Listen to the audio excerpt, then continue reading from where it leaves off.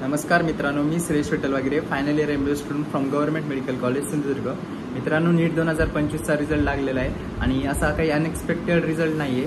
जो आपण पेपरची जी डिफिकल्टी लेवल होती त्यावरून गेस केला होता तो तसाच रिझल्ट लागलेला आहे। म्हणजे तरी भरपूर विद्यार्थ्यांना वाटत होतं की ओपनचा जो निकाल आहे किंवा ओपनचा जो कट ऑफ आहे तो 470 ते 480च्या दरम्यान असेल। पण बघा काय झालंय मित्रांनो, जे टॉपर विद्यार्थी समजा 550च्या वरचे जेवढे विद्यार्थी ना त्यांचा रँक खूप कमी आलेला आहे आणि 500 ते 550चे विद्यार्थी त्यांचा रँक थोडा जास्त आलेला आहे। म्हणजे 50,000च्या आसपास आलेला आहे, 510 पर्यंत ज्यांचे मार्क्स आहे त्यांचा।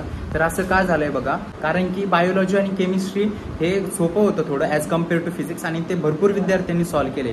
त्यामुळं खूपच जास्त कमी मार्क्स नाही पडले विद्यार्थ्यांना, मॉडरेट मार्क पडलेले आणि 500 ते 550च्या दरम्यान जे विद्यार्थी त्यांची संख्या खूप जास्त आहे ॲज कम्पेअर टू 550च्या अबोव जे विद्यार्थी त्यांची। तर या वर्षीचा ओपनचा जो कट ऑफ राहील तो मी माझ्या 2-3 व्हिडिओमध्ये पण सांगितलं होतं, 510 ते 520च्या आसपास राहील। तर आता जी रँक आली त्याच्यानुसार अंदाज जर काढला तर 510च्या आसपास जे मुलं आहे त्यांची 40,000च्या आसपास रँक आलेली आहे।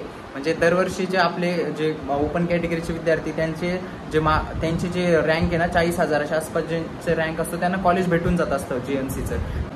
तर यावर्षी देखील ज्यांचे 510च्या आसपास मार्क्स आहे त्यांना GMC भेटून जाईल। म्हणजे ओपन कॅटेगरीचे जे 510च्या वरचे जेवढे विद्यार्थी ना त्यांना यावर्षी GMC 100% भेटून जाईल, त्यात काही शंकाच नाही। पण जे विद्यार्थी बॉर्डरला आहे समजा 510च्या खाली 507, 8, 9 तर त्यांनी असं जास्त काही टेन्शन वगैरे घेऊ नका, कारण अजून SML यायचा बाकी आहे, स्टेट मेरिट लिस्ट। म्हणजे महाराष्ट्रातून तुमचा रँक किती आहे ऍक्च्युअली तुमचं जे ऍडमिशन होत असतं ना ते तुमच्या स्टेट मेरिट लिस्टनुसार होत असतं।